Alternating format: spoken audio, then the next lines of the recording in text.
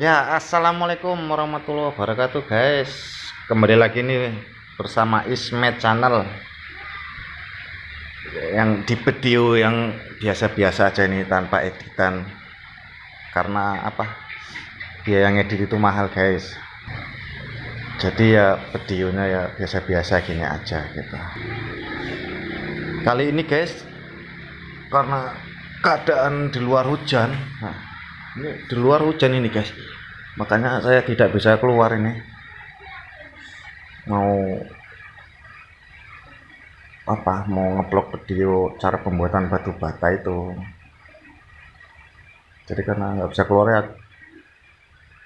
ketimbang nggak ngupload video ya inilah, saya mau cerita sedikit ini, cerita pendek tentang tentang kehidupan anak laki-laki nih, guys. Anak laki-laki yang sangat bandel ini.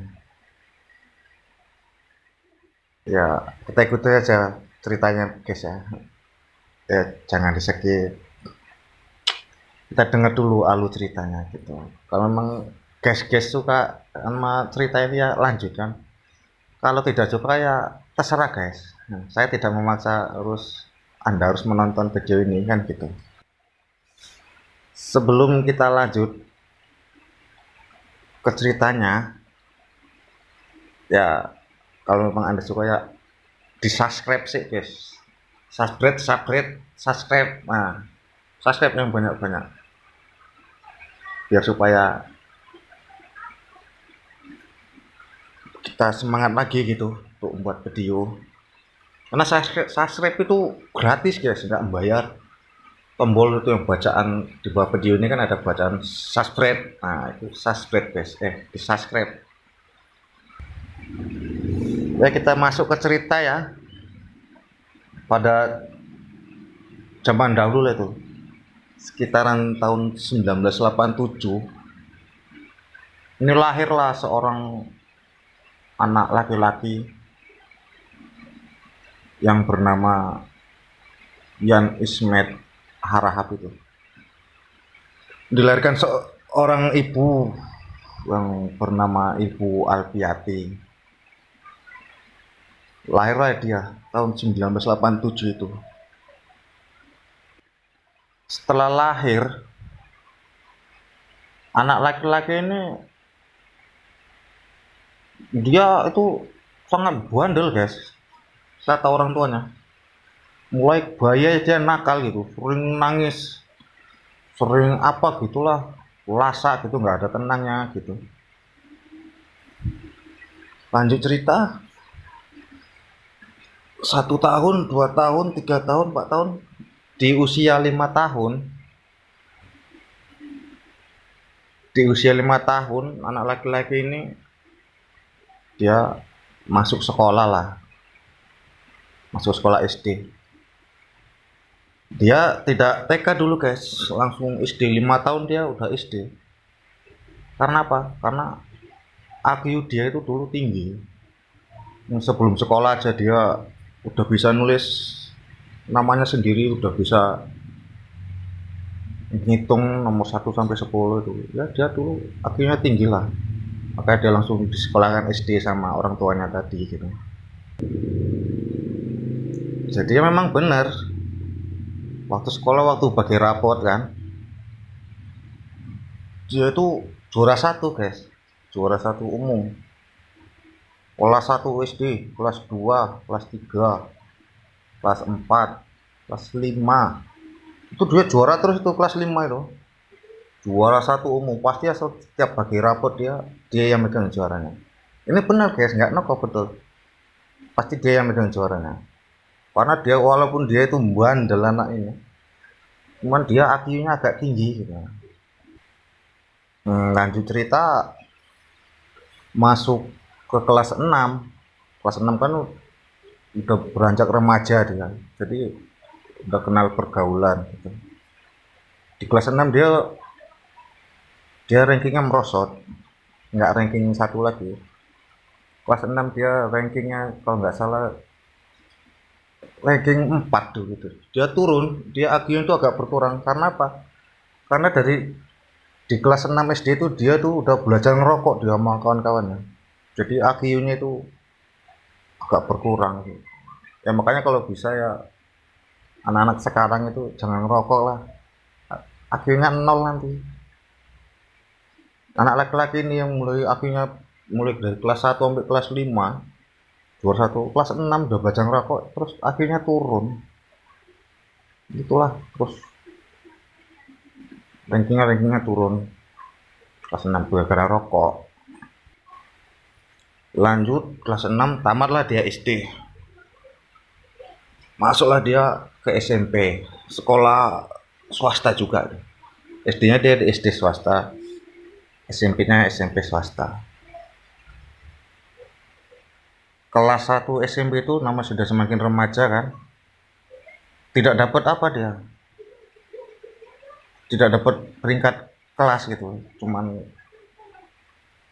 5 ke atas saja. Kalau nggak salah, ingat dia itu dulu waktu kelas 1 SMP itu rankingnya ranking 8 itu kalau nggak salah, ranking 8. Kelas 2 SMP turun lagi rankingnya, ranking 15. Kelas 3 SMP babar belas orang untuk ranking. Wah, beli lagi, suruh belajar aja malas kali. Bukannya apa, sebenarnya dia tuh dulu IQ-nya tinggi ya, karena pergaulan itu tadi kurasa merokok apa segala. Dia di SMP dia tuh udah mabuk gitu, udah minum tuak. Kalau di sini tuh minum tuak, udah minum tuak dia tuh kalau waktu SMP dulu kelas 2 itu. Makanya anaknya bandel kali ini memang. Lanjut cerita SMP, dia tamat dengan apa guys, dengan IQ-nya yang nol ini, IQ yang pas-pasan ini. Mau ngelamar sekolah SMA negeri, cuman nggak diterima, IQ-nya nol. Masuklah dia ngelamar di sekolah swasta SMA. Jadi situlah dia menimba ilmu. Kelas 1 SMA, kelas 2 SMA, buat wes nggak sekolah lagi. Anak laki-laki ini nggak tamat guys, nggak tamat sekolah dia, nggak tamat SMA, cuma sampai kelas 2 SMA aja. Ya karena itu tadi belisnya itu, makanya dia itu dipecat dari sekolahan. Kadang-kadang kalau anak-anak sekarang ini suruh sekolah aja males kan gitu. Nggak mikir kan dia itu kayak mana ke depannya nanti, asal ura-uranya saja gitu yang dipikirkan dia tuh. Nggak sekolah, suruh sekolah nggak sekolah, cabut gitu.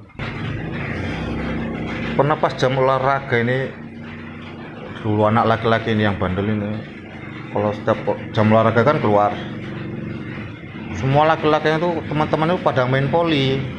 Dulu ada, karena pelajaran olahraga kan main poli gitu. Dia tuh nggak main poli guys, malah keluar lewat tembok belakang sekolah kan ada temboknya, dia lompat, ya malah minum tuak dia keluar itu. Bukannya olahraga sama teman-temannya, malah nyari warung tuak. Jam belajar minum tuak, ngeri lah biasa. Setelah itu setelah jam olahraga itu selesai kan masuk lagi untuk belajar, jam pelajaran yang lain. Masuklah ini anak laki nih ke sekolahan dengan keadaan mabuk itu. Kalau duduk dia dulu di kelas itu nggak pernah duduk depan, itu pasti nyari yang sudut. Udah di sudut di belakang, mabuk dia itu, mabuk muntah. Wah, ya masih gurunya datang kan sekolah belajar. Kenapa kok Ismet kok muntah katanya gitu. Ditabok gitu. Nah tabok saya tuh. Dia itu yang anak laki-laki yang bandel itu guys. Ditabok, suruh ngepel, suruh bersihin muntahannya di rumah. Masa di sekolahan muntah ya piye coba. Anak pelajar sekolah itu di sekolahan muntah kan udah kebacut bandel itu. Lanjut, waktu dia cerita dipecat dari sekolah itu gara-gara dia 4 bulan itu nggak dibayar itu guys. Uang sekolah 4 bulan nggak dibayar. Jarang masuk sekolah. Asal pergi sekolah dari rumah ya pergi, enggaknya pergi sekolah gitu. Sampai tengah jalannya tak kemana barbar plus belok-belok tak kemana lah. Yang penting nggak sampai sekolah tuh ada seminggu tuh. Kalau nggak salah ya seminggu itu dia nggak pernah masuk sekolah, nggak pernah masuk dari rumah ya masuk, dari rumah ya berangkat sekolah gitu. Nggak pernah, tapi nggak pernah nyampe sekolah. Niatnya dia itu ya cuma mau dapatkan uang jajan aja. Itu memang liciknya itu. Kalau berangkat sekolah kan dikasih uang jajan dulu sama orang tuanya. Itulah dapat uang jajan dan niatnya sampai tengah jalan nggak ke sekolahan. Jadi ya sampailah surat panggilan sama orang tuanya kan, sampai dibaca lah sama orang tuanya kan. Wah kalau di situ dia habis-habisan dimarahi besar itu sama orang tuanya dia. Bandel entah kayak mana ya. Yang dulu IQ-nya dia tinggi gara-gara bandel. Ya mungkin nggak bisa nyalakan pergaulan juga, tergantung sekarang, tergantung manusianya juga. Kalau pola pikir dia itu gimana kan gitu. Kita nggak boleh nyalakan pergaulan apa ya, tergantung kita mana yang mau kita gauli, mana yang bisa digauli, mana yang tidak. Itu kan tergantung kita semua, kita yang harus berpikir. Terus sampai ke panggilan orang tua dia itu orang tua dia tuh nggak mau lah, nggak mau ngadiri ke sekolah gitu, karena saking jengkelnya kurasa gara-gara laki-laki itu. Dari situ terus pihak sekolahan mengeluarkan surat pemecatan atau pemberhentian sekolah. Ya disitulah dia terus nggak sekolah guys, padahal mau naik kelas 3 itu.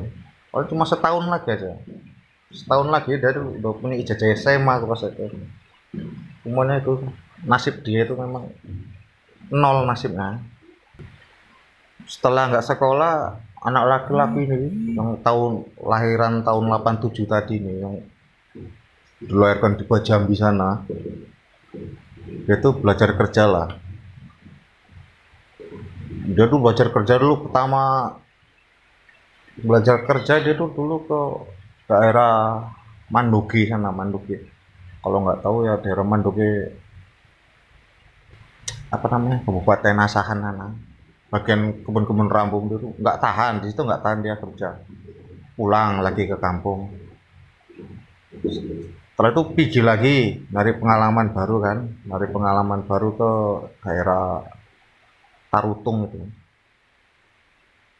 Di Tarutung itu kerja dia di rumah makan, shiftnya siang malam itu non stop, rumah makannya non stop. Di situ dia nggak tahan karena dingin, nggak tahan, pulang lagi di kampung. Udah di kampung dia itu modelnya nggak betah guys, nggak betah di kampung, modelnya lasa. Namanya dia dari kecil udah modelnya lasa, nggak bisa tenang. Berangkat lagi dia merantau ke daerah Riau sana, nama apanya dulu Ujung Batu Rokan, dia Kabupaten Rokan Hilir. Dia di sana kerja jadi net bangunan. Di sana pun nggak tahan, dia nggak hobi. Di kampung dia nggak betah, cuma di perantauan pun nggak betah modelnya, nggak tahan kerjanya gitu. Dia pulang dari Pekanbaru, pulang ke rumah, terus balik lagi dia ke daerah Riau juga, daerah Pekanbaru namanya, daerah Sungai Daun. Di situ dia kerja di hutan, membabat hutan itu, ngimas, kalau bahasanya ngimas itu. Ngimas membuka hutan untuk ditanami pohon sawit. Di hutan itu dia nggak sanggup, dia sakit karena minum air merah. Kalau dibilangkan di sana air gambut. Sakit dia, kena malaria karena minum airnya itu terus. Sakit dia, nggak tahan dia. Terus dapatlah dia kerjaan di kota, ya di kota Pekanbaru itu tadi. kerja bagian apa dia, penjualan ikan. Dulu kan rawa ikan, kalau yang dijual dia dulu tokinya ikan gabus, ikan lele, pokoknya ikan-ikan, ikan rawa lah, nggak ikan laut gitu, ikan-ikan sungai.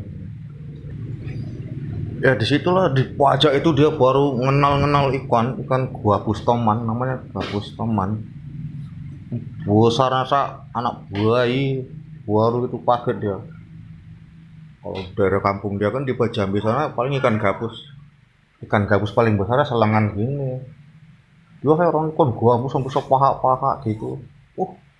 Disitulah dia heran waktu pertama kali kerja di pajak lama itu di Bagan Batu. Ya, waktu kerja di pajak itu baru dia agak bertahan dia. Ada tahunan juga lah itu. Dia baru betah kerja di situ. Kalau saya dia hobinya pedagang ini anak ini, makanya kalau apa betah dia kerja di bagian ikan itu. Dia ikut toke bukan buka sendiri. Kalau tidurnya di rumah tokenya, makan di rumah toke, nyuci baju ya tokenya yang nyuci pakai mesin dulu, kalau pakai mesin cuci kan gitu. Dia betah di situ, membandel. Walaupun dia membandel gitu guys, cuma dia tuh disayang dulu dia sama tokenya. Sekarang tokenya dia itu udah meninggal gitu. Nah, apa juga lah. Dia tuh sayang dulu tuh sama tokenya. Bandel kerja dia modelan. Kalau malam mabuk. Kalau pagi itu jam 4 wajib bangun itu kalau kita kerja di pajak ikan. Kan karena kalau pagi-pagi subuh sebelum subuh itu udah rame orang. Terus udah bangun jam 4 udah bangun itu. Malam mabuk, pagi bangun jam 4. Nanti kadang pulang kan tergantung habisnya ikannya jam berapa habisnya. Kadang habis jam 3, jam 4 sore itu udah habis. Ya setelah pulang kerja itu ya dia ya main-main gitu ya mabuk. Kalau pas jam kerja itu ya dia main-main keluar gitu sama teman-teman barunya yang di kota Bagan Batu itu. Mabuk. Cuman walaupun mabuk, dia itu disayang. Karena sayang kenapa? Karena dia itu jujur, walaupun belis, dia itu jujur orangnya. Enggak, tangannya itu enggak ringan tangan, enggak suka mencuri. Bukannya enggak banyak dulu waktu di Laci itu kalau jualan, wah duit berjuta-juta. Cuman saya enggak kok saya, cuma dia itu enggak open. Dia itu enggak open sama duit itu. Tahu dia tuh kerja, makan, ngerokok, mabuk. Maksudnya gaji dia dulu kan 3 hari sekali dia gajian waktu kerja di pajak ikan itu. Satu hari dulu dia lu 60.000 gajinya. Dia 3 hari sekali 180-an. Itu dia toke wedoknya, toke perempuannya itu. Dia tuh kiting.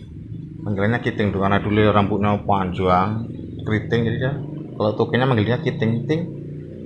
Kalau gajiannya berapa ting diambil semua apa gimana? Lah biasa dia ngambil limpul. Sisanya ditabung untuk dia juga kan itu biar ditabung sama itu. Kalau saya pegang pun habis duitnya. Kalau dia pegang. Lanjut cerita. Bagan Batu udah lama. Baru kenal lah dia. Ada ini nomor masuk nih guys. Nomor HP. Dulu belum, kalau HP Android rasa belum ada lah. HP-nya masih HP toilet gitu. Masih HP toilet lah, HP odong-odong itu. Kalau Android belum ada. Kalau Facebook itu saya rasa masih baru mulai lah gitu, belum tenar kali gitu. Jadi masuknya ada nomor nyasar. Karena 11 ini. Masih ingat ini memori dia itu anak laki itu. Itulah nomornya itu rupanya nomor cewek gitu. Itulah yang jadi bojonya sekarang, jadi istrinya dia. Yang namanya Dian Purnamasari itu bojonya Ismet tadi. Ya, kenalnya orang dari HP tuh, kenal di HP, lanjut SMS, dulu kan SMS, nelpon paling nggak bisa video call, belum ada video call dulu, belum tatap muka nih, berhubungan 3 bulan 4 bulan belum tatap muka, masih sering ngebel ngobrol gitu dulu. Terus ada sekitar 6 bulan baru kami jumpa,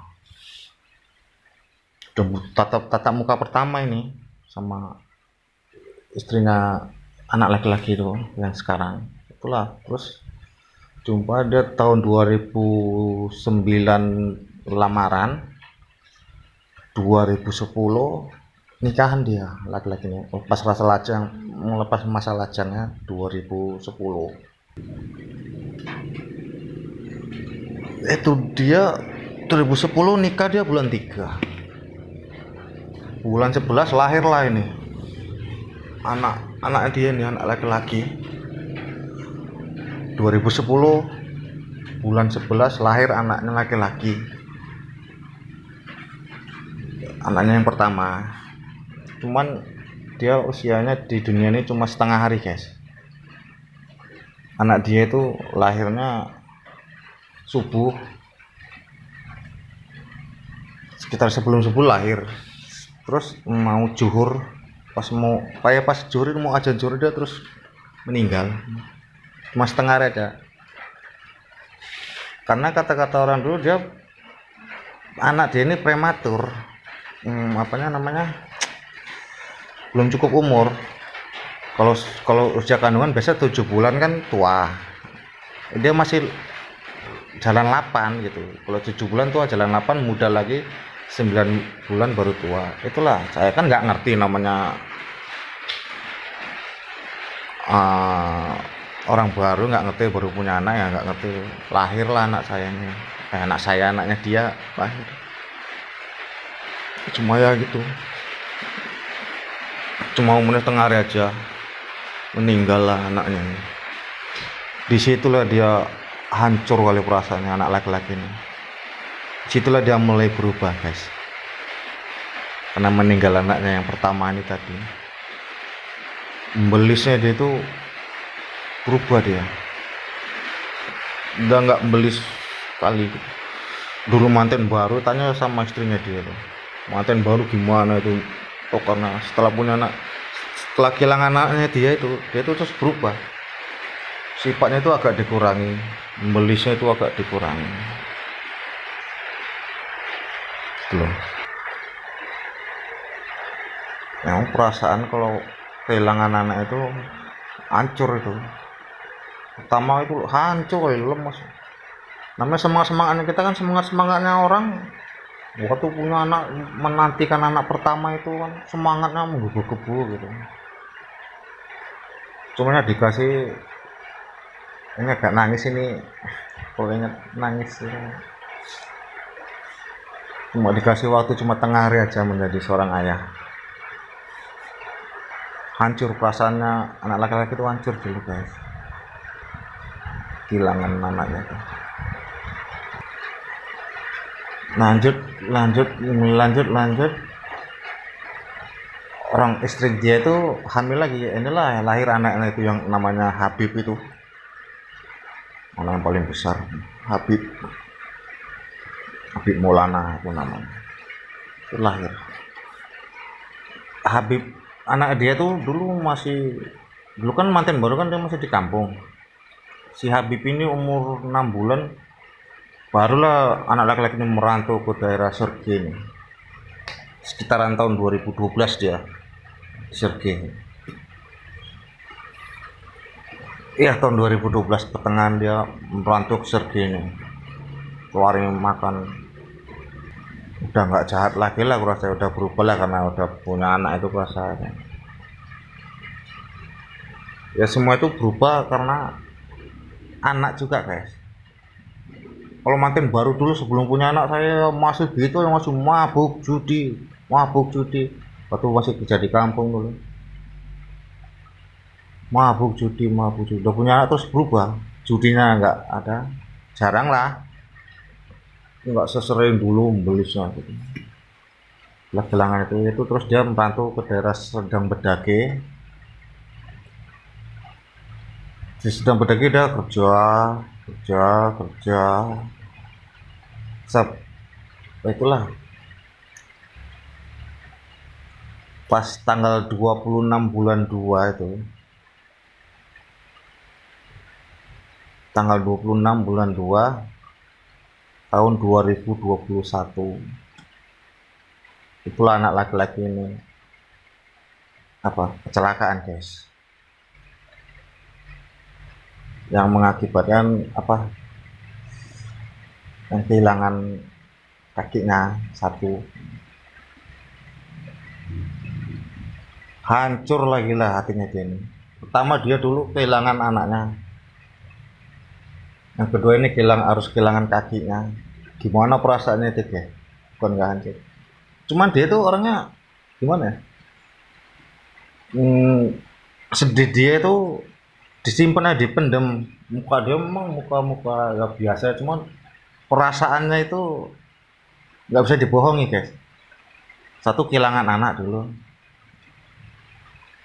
dua harus kehilangan kakinya sebelah. Nah, kurasa dia tuh hukum karmanya waktu muda dulu tuh guys lah. Waktu muda dia kan poya-poya, belis, apa semua gitu. Jadi ya mungkin ini ya ceritanya lah, ya hukum karma dia. Harus kehilangan anak, harus kehilangan kaki biar benar-benar berubah, biar menjadi manusia yang benar gitu berasa. Tuhan itu udah menguji dia 2 kali. Apakah dia sabar?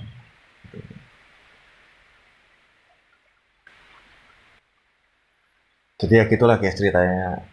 Hingga sekarang ini dia baru mengalami kecelakaan itu. Jadi kesimpulannya gini dari cerita ini guys. Makanya ini untuk ceritanya untuk anak-anak zaman milenial ini, kalau bisa dulu kalau masih muda-muda itu jangan bandel lah guys. Nanti kenanya kita di usia tua. Ada karmanya itu semua. Entah karma mungkin jalannya lah. Ya, kalau bisa jangan bandel. Nyesel guys. Kalau kita nggak sekolah itu nyesel. Yang penting terutama tuh sekolah dulu lah. Kita punya ijazah, jadi enak gitu. Kalau percaya ijazah dulu, sekolah dan sekolah. Jangan menyesal nanti kemudian gitu. Jadi ya gitulah guys. Ya sekedar cerita pendek saya itu tadi, ya mudah-mudahan bisa menginspirasi buat teman-teman semua. Jangan pernah menyerah. Tuhan itu menciptakan kita di dunia ini udah ada garis-garisnya, gini dan gini. Jangan menyerah, nikmati aja hidup ini guys. Kalau memang guys semua suka sama videonya, ya coba guys di subscribe, jangan lupa di subscribe biar kita semangat buat konten-konten video lagi, cerita lagi. Ini karena masih hujan ini, jadi belum bisa keluar. Jadi ya sekedar itu aja cerita dari saya guys, mengenai anak laki-laki yang sangat bandel ini, kecilnya, yang udah tua dia ya kuasa masih bandel juga. Itu dulu ya guys ya ceritanya. Mudah-mudahan bisa diterima lah ya yang mendengarkan video ini dari tadi ya. Terima kasih guys karena udah mau mendengarkan cerita saya ini. Mudah-mudahan kita semua dalam lindungan Tuhan. Oke guys, sekedar ini dulu videonya guys. Nanti kalau udah nanti kita cerita tentang pembuatan batu bata guys. Oke guys ya, sampai sini dulu guys ya. Bye bye, jangan lupa subscribe guys. Oke, yuk semua. Assalamualaikum warahmatullahi wabarakatuh.